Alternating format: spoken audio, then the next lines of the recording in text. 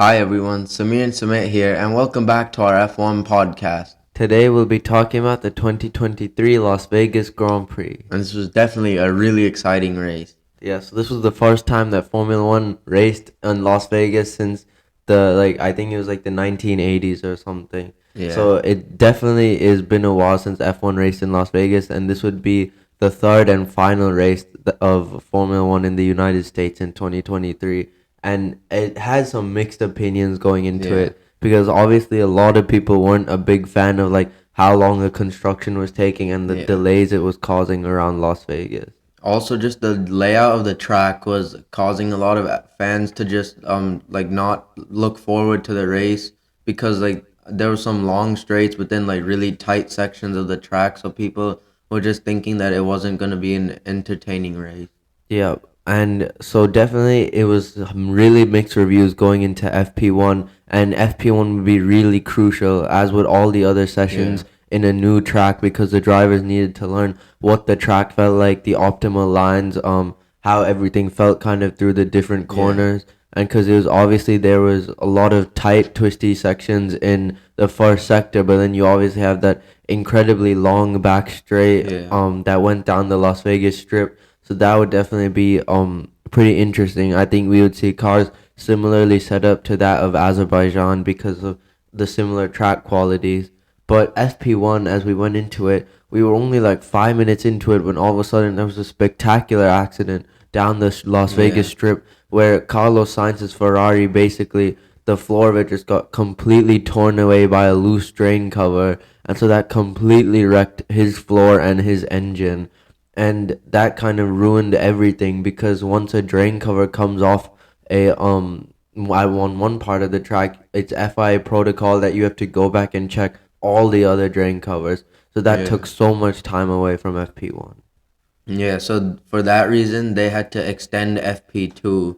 And another thing that the fans weren't too happy about is that they were forced to leave after during FP2 because of how late at night it was. Yeah, there were some labor laws and stuff, and so they couldn't actually staff the grandstands during the time that FP1 was set to or FP2 was set to take place after the delay. So that was really unfortunate timing for the Las Vegas GP fans, and it was also highlighted some major flaws about the timing of the Las Vegas Grand Prix because of how late at night it was and early into the morning it went. So that was kind of really disappointing for all the fans. And so there was no FP1 action at all, and FP2 would then be extended and it would go way early into the morning. And this would be really crucial for all the drivers to figure out all the different track conditions.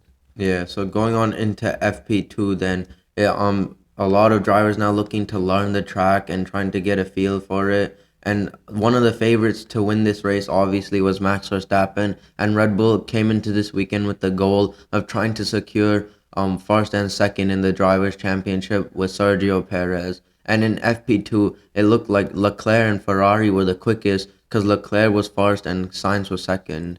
Yeah, Ferrari were absolutely flying on this track after they been recently developing their car, and it looked like maybe the track might suit them. But obviously, we've seen this before where Red Bull maybe kind of sandbagged the first few sessions before really turning up the heat. So it was definitely all to play for still. And through this Las Vegas weekend, we saw a number of cool special liveries on all the different cars. We saw Alpha Tauri, Ferrari, Alfa Romeo, Red Bull, and Williams all supporting different liveries. So that was really cool to see in Las Vegas. And then obviously the crash helmets were almost all of them were all different, similar to like Singapore of like glitzy and glamoury with like all the lights and stuff. Yeah, we saw a number of lockups going into one turn. We saw from Kevin Magnussen and Max Verstappen two locking up at turn 9 where the runoff is, or turn 7 around that area. Turn 7. And yeah, it was catching a lot of people off guard because of how fast you're going into that corner, and then the sudden like you have to brake quickly and then turn in left-handed quickly. So that would definitely be a tricky corner, the turn 6 and 7 complex, and that definitely caught a lot of drivers out. And it was also another turn that was kind of catching drivers out would be turn 14 after that long straight along the Las Vegas Strip. It's a heavy braking zone, And so drivers had to be really careful because even if they broke just a little bit too late, they would go straight on and lock up both their tires. And that's a really narrow chicane at the end of turn 15, 16 complex. So you have Yeah. to get the entry right into turn 14. Yeah, we saw Leclerc and Verstappen getting racy with each other into that turn 14 corner. Verstappen just going down the inside of Leclerc, and Leclerc not too happy about that. And we also saw Russell having some oversteer, as well as Alonso locking up into some corners. So, and again, we saw lots of traffic here as drivers didn't quite yet know where to place their cars, Yeah, as to avoid getting in other cars' way. And so there was a lot of traffic almost everywhere down the yeah, circuit. And so that would be kind of annoying for drivers who are trying to find laps to get used to the circuit because every lap is crucial at a yeah. new circuit. And so traffic definitely does not help. Yeah, we saw Ricardo getting held up by Hamilton, and Hamilton then getting held up by one of the Ferraris. So just and like you said, for qualifying, it would be very important to get that sorted out. But at the end of FP1, it was Charles Leclerc then, or at the end of FP2, then it was Charles Leclerc who was first, and then Carlos Sainz was second. Then came Fernando Alonso third in the Aston Martin, followed Yeah, by Sergio Perez. Then Valtteri Bottas had a great fifth in the Alfa Romeo, followed by Max Verstappen, then Nico Hulkenberg, Lance Stroll, Lewis Hamilton, and Alex Albon rounding out the top 10. yeah. So going on into FP3, then a very weird FP3 session. Immediately, we saw Alex Albon locking up and hitting the corner, damaging his front wing and his rear tires. So that wasn't good for Williams on one side of the Yeah, garage. it was turn 5. Turn five, yeah. So And Albon had to park it and retire from the session due to that issue.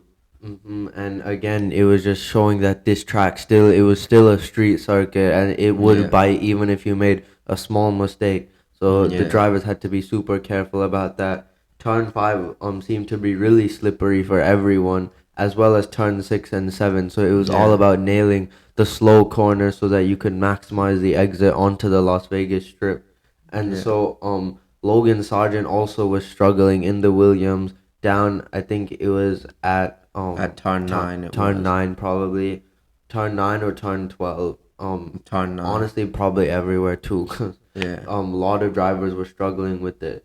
And turn 12 seemed to be the most crucial corner because if you got that corner wrong, then you were basically slow down the whole strip. And so yeah, that was the corner that drivers were trying to focus the most on. And so FP2 or FP3 was the final time the drivers could keep learning the track. yeah, And we saw lots of cars get racy into the final corner. We saw Kevin Magnussen, for instance, trying to get past Charles Leclerc, but Leclerc stayed ahead. yeah, And then we saw Leclerc get compromised by another Haas. It was through turn 7 and 8, and so that was pretty bizarre. But there was lots of wheel to wheel action going on. But there yeah, were still drivers continuously locking up and spinning around at turn 12. We saw Valtteri Bottas go straight on. We saw Daniel Ricciardo go straight on at turn 7, and as well as Max Verstappen on turn 12. So it was highly unusual that all the drivers were making these many mistakes in FP3. But yeah. again, it was a new circuit, so there was still lots of room for improvement. Yeah, so coming to the end of FP3 now, it was George Russell who topped the session, and then here came some surprises. Oscar Piastri was in second, and then Logan Sargent out of nowhere popped up in P3 there in his home Grand Prix, his third one of the year, of course. Then Max Verstappen in fourth, and Perez. So Sargent ahead of both Red Bulls. That and Albon was up there too in P6, despite the late retirement. So then came Alonso, Hamilton, Bottas, and Magnussen. So a very mixed up top three going into qualifying. So going into qualifying now, the first qualifying of the new Las Vegas Grand Yeah, Prix, and immediately towards the end, as we went down to the final times, Piastri seemed to be struggling, as well as Joe Guan Yu, and both Alpha Towers, after looking so fast yeah, in Brazil, they were all of a sudden really far down in yeah, 19th and 20th with Ricardo ahead of Sonoda. And so the clock was ticking down and drivers had to find a lap. Hamilton went up to 6th, so he was safely through. And then next up came Nico Hulkenberg, who put himself into 4th. So that was a good effort from him. George Russell went up to third, and so we saw the track really start to improve. And then Daniel Ricciardo, he only went up into 14th, so that was not at all what Daniel Ricciardo needed, and he would be Yeah. at the mercy of the others as others waited to finish their lap. We then saw Lance Stroll, he went up into P11, and so Yeah. all a lot of sudden all the drivers were starting to find times, but then we saw there was a huge amount of traffic at the end of the strip, and so it was just a total mess for drivers who wanted to get their laps done. Yeah, we saw Ocon get compromised as well into turn one with Verstappen trying to dive up the inside. So Ocon was furious about that, because I think it compromised him. Yeah, it did. The five that we lost from Q1 were Yuki Tsunoda, Oscar Piastri, Zhou Guanyu, Esteban Ocon, and Lando Norris. So both McLarens out in Q1, which is like a complete shocker. And Hmm. Sonoda was obviously very frustrated about it. If you saw the onboard of him in the garage, he like threw his headrest out. He was not happy about it at all, and like kind of as he should be. Yeah, exactly. So going into FP2 now towards the final runs, the Aston Martin of Lance Stroll, he had to improve as he was only 14th. Stroll did, but it was only good enough for 10th, and other drivers were improving behind. George Russell, he went up into third, and then Logan Sargent with the lap of his life Yeah, to go into sixth place and book himself into Q3. So that was a really fine lap for the American who was fighting for a future in Formula yeah, One.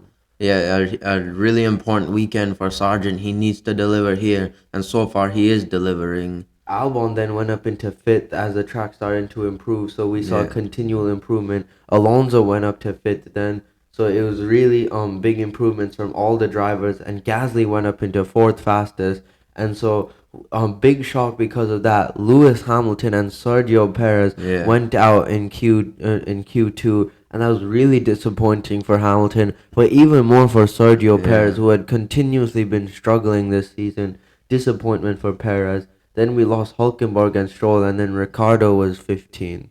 So yeah. massively disappointment for Hamilton, but an even bigger shock for Sergio Perez in the RB19. Yeah, so now going on into Q3 and the final chance to get any late poles. And so we saw now completing the first set of runs. Alonso would be the first to cross the line out of the big guns, as we saw Magnussen go and cross the line. And then Gasly overtook Magnussen to go up to provisionally P1. Then came Alonso to go up into P1. But then came the Ferraris. Sainz first to cross the line, went to second, then was pipped by his teammate Charles Leclerc, who went up into P1 by just 2/100ths of a second. Then came Max Verstappen, who looked like he was going to be the favorite, but only went up into P3. So Verstappen 8/100ths back on Charles Leclerc. So that was a really big shock actually for Max Yeah, Verstappen because the Red Bull seemed to have the pace down the Las yeah, Vegas Strip, but the Ferrari seemed to have much better pace through the first and second sectors, and yeah, we saw that evident on his final runs as Leclerc had went 2 tenths up on his previous best through the first couple of yeah, sectors, and so Leclerc was absolutely flying in the Ferrari. Across the line, Leclerc improved his time by 2 tenths, and we waited for the other challenges. Carlos Sainz, he went into P2, and Max Verstappen wasn't improving on his lap, so he aborted his lap, and that meant that Ferrari would get a front row lockout. yeah. Then we saw George Russell, who came to complete his lap, and then just before he crossed the line, we saw Magnussen go up to fourth. Then we saw Sargent go up to fourth. So Logan Sargent delivering in Q3 when it mattered, going up to P4. Bottas then went up to fifth. Then as Russell came across the line, he went up to fourth. Then Albon went up to fifth. Sargent was now sixth. Then came Gasly up to fifth, shoving everyone back a place.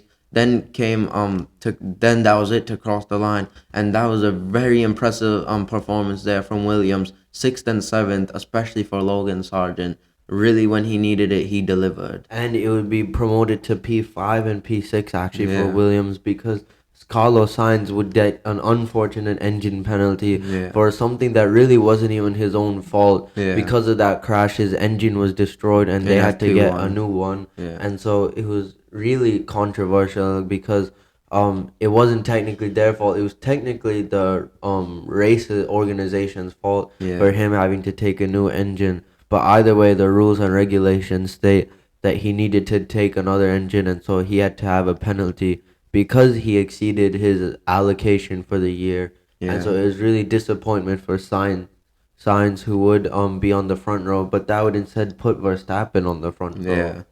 So now they're going on into the main Grand Prix, and a very looking like it was looks like it was going to be a very exciting race with a mixed up grid, kind of with the two Williams up there. Could they score big points in their fight with AlphaTauri for seventh in the constructors' championship? We were about to find out, could Leclerc finally take his first win of the season, or would Verstappen fly away with it? And also, more importantly, could Perez clinch the all important P2 in the drivers' championship?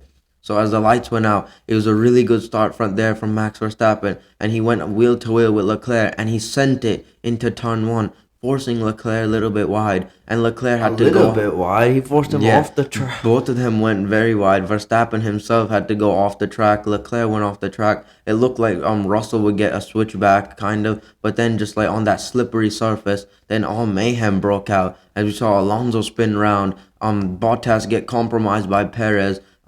One of the Alpha Tauris or Hasses getting mixed up in there too. Sargent trying to get past too, and Albon was up there ahead of Pierre Gasly or behind Gasly, and so as they headed now down through turn four, the order was Verstappen from Leclerc, Russell, then Gasly, Albon, one of the Hasses of Magnussen, I think it was, or was that Hulkenberg? It was one of the Hasses up there. Either way, it's very impressive. Doesn't matter who that was though. And then Sargent was behind them, and then we saw Leclerc trying to attack into turn five when Verstappen had to go on the defense. Yeah, and so looking back at the start, we see that Sergio Perez tagged one of the Alfa Romeos around that sent him into Fernando Alonso, and then we Yeah, saw Carlos Sainz was the one that spun into Lewis Hamilton. So Hamilton again coming a cropper on lap one, and yeah, so it was highly disappointing for all those drivers. But now going on into lap three, then we saw all the drivers racing to through turn I think it was turn six and into turn seven, yeah, and we saw a massive crash from McLaren's Lando Norris. yeah, We saw there was a bump there on that section, and that bump unsettled the McLaren and yeah. sent it round into the barrier. And it was a big, big accident for Lando Norris, but thankfully he was okay, showing the Yeah. safety of the Formula One cars these days. But still, it was really disappointing for Lando Norris, who then was out and couldn't ended a pointless Las Vegas Grand Prix.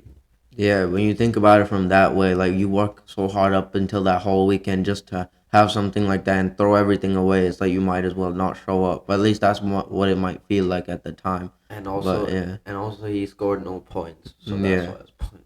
yeah. And then we saw moving on to lap eight, Gasly was now being put under serious pressure from Albon, and Gasly had to watch out because Sargent was actually keeping up with his teammate, and we saw Magnussen also being put under pressure from Ocon, and Piastri made a nice move on Hulkenberg into turn five.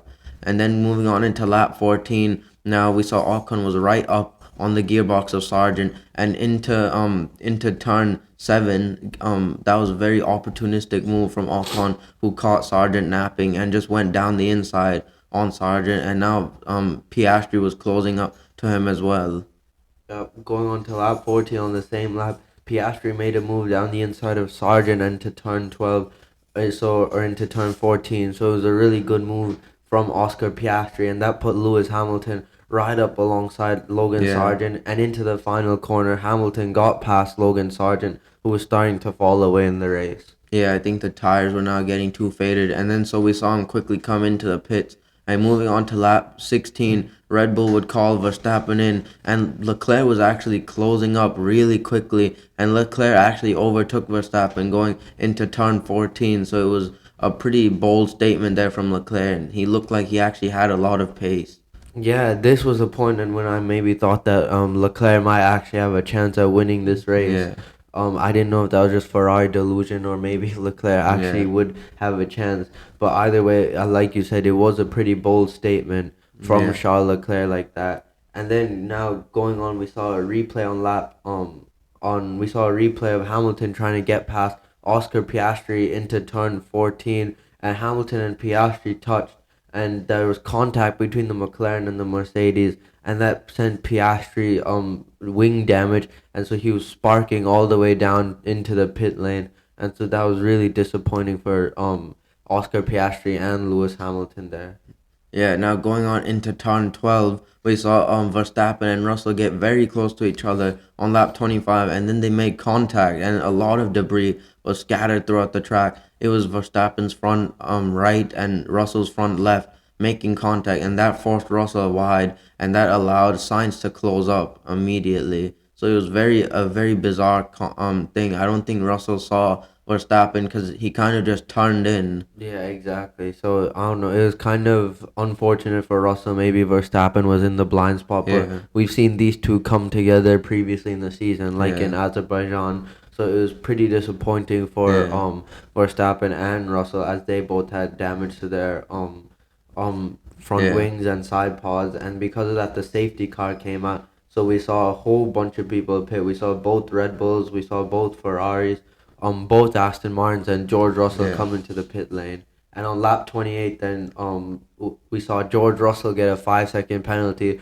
So it was deemed that Russell turned into Verstappen, and Leclerc led them down the straight to start lap 29. yeah, and then so we saw Perez immediately dart to the inside to cover off Gasly, and but Leclerc was flying out in front. Alonso then immediately went up the inside of Sargent. So Sargent once again we've seen this season struggling on safety car restarts, and then going through now into turn 4 and down that straight, we saw the Haas of Hulkenberg make a good move on around the outside of Ricardo, and Ricardo now being put under pressure from Lewis Hamilton. And then we saw Piastri send it to the inside of Gasly and up into P3. So Piastri at turn 5 was a nice opportunistic move from him. Yeah, Piastri was putting in a good race at the moment, Yeah, and then going on to lap 32, then we saw Perez finally close up to Charles Leclerc, and into yeah, turn 14, Leclerc had to give way to Sergio Perez, yeah, who put his Red Bull into the lead of the race, yeah, and so it was a pretty good battle between Charles Leclerc and Sergio Perez now. So it would be interesting to see yeah, how Red Bull would play their hand with Sergio Perez and Max Verstappen battling Charles Leclerc. And going on to lap 34, then we saw the two Alpines come together. Ocon sent it to the inside at turn 1, but he went a little bit wide, and so that allowed Gasly to get him back into turn 3. And so it was a really good battle between the Alpines, and that yeah, carried on all the way down into turn 4, where then Ocon finally made his way past Pierre Gasly. yeah. Alpine certainly gambling with not playing any team orders here in Las Vegas. No, I thought it was pretty funny. Going on into lap 35, then we saw Charles Leclerc now tried to get back at Sergio Perez, and Leclerc took the lead going into turn 14. So that caught Perez kind of napping, and so Leclerc now was back in the lead, and Verstappen was now putting pressure on Sergio Perez. The top three were within a second of each other, and we saw Verstappen now fly by Sergio Perez like we've seen all season. Now once again, Perez now behind his teammate. And then going on to lap 37, it was business Yeah, as usual as we saw Max Verstappen with DRS and yeah. ERS as we saw the graphic from AWS. Verstappen went down the inside into turn 1, but Leclerc doing some Ricardo like stuff on the brakes, just absolutely braking supremely late Yeah, around the outside, fighting it as best as he could, but ultimately he had to give way to Max Verstappen, who became the new race leader out of turn yeah. 16. Going on to lap 39, we had so many cars from P6 I think it was, or P 7 all the way up down into, I don't even know what was it, P10, P11. We had like 5 cars there, 6 cars. P12. P12 with Hamilton arriving there, all separated within a second and a half, and it was very good racing from them. As we saw, Albon now still ahead of Carlos Sainz, but Albon went wide at turn 5, and that allowed Sainz and Alonso to make an opportunistic move. And now we saw Hamilton trying to get through. Albon fell out of the points now at that one. Yeah, shame for Albon, who Yeah, obviously been doing really well for Williams. Just that one small mistake, unfortunate yeah, for Alex Albon there. Now going on to lap 43, we saw Perez had caught up all the way to Charles Leclerc, but into turn 12, yeah, Leclerc made a mistake and he went wide, and that allowed Perez to get through. yeah. And Charles Leclerc now would have a mammoth task of hunting down Perez if he wanted any chance of salvaging the P2 that he lost through his own mistake. Yeah, so going on to lap 45 now, we saw Hamilton and Gasly going wheel to wheel through that final corner, just now down the pit straight, and that very fast left-handed turn. Hamilton went up the inside and up into P9. Now So going on into lap 50, the final lap of the race, we saw Verstappen flying out 2 seconds ahead of Perez and Leclerc, and going on into lap 14, or going on to turn 14, down the inside, Leclerc went out of nowhere after catching Sergio Perez, and he did some Ricardo-like stuff again on the brakes, sending it down the inside, and so that was a phenomenal move from Leclerc. yeah, he caught Perez napping, definitely. I don't think Perez expected that at all. But once again, we saw Max Verstappen win again this season in F1, and he took his, I think, 18th win of the season, and after a dominant display of overtaking in Vegas. And then behind them, it was a race to the line. Leclerc just held off Sergio Perez, but luckily that would still be enough for Perez to claim P2 in the Drivers' Championship. So for the first time ever, Red Bull had 1 and 2 in the championship. So it was a pretty good Las Vegas Grand Prix. I don't think Yeah, anyone expected this much action. So it was yeah, certainly nice that Las Vegas delivered this time around, and so yeah. it was a really interesting race, and I'm looking forward to it next year. Yeah, so the final order was Verstappen in P1, then Leclerc, then Perez, then Ocon in a very good P4 for Alpine, and Lance Stroll up there in P5 for Aston Martin, finally showing some good results with the car. And then we saw Sainz in P6, Hamilton and Russell in 7th and 8th, double points for Mercedes. Then came Alonso in 9th, and then Oscar Piastri picking up 2 points for McLaren because he had the fastest lap of the race. So overall, a really enjoyable Yeah. race. Yes, in my opinion, I think that was very exciting. Definitely, I didn't really expect it to be anything like this. The amount of drama it had. So I'm also looking forward to it next year. Especially that move by Leclerc on Perez. It was reported Yeah, too that Leclerc pulled 7 Gs into that corner. So yeah, absolutely phenomenal. And it just showed the great overtaking, yeah, obviously, the strip produced too. So that was really yeah. entertaining. Yep. So that's it for this episode of the Las Vegas Grand Prix. And thank you for listening to this episode, and be sure to join us next time as we take a look at the season finale, the Abu Dhabi Grand Prix. Thank you.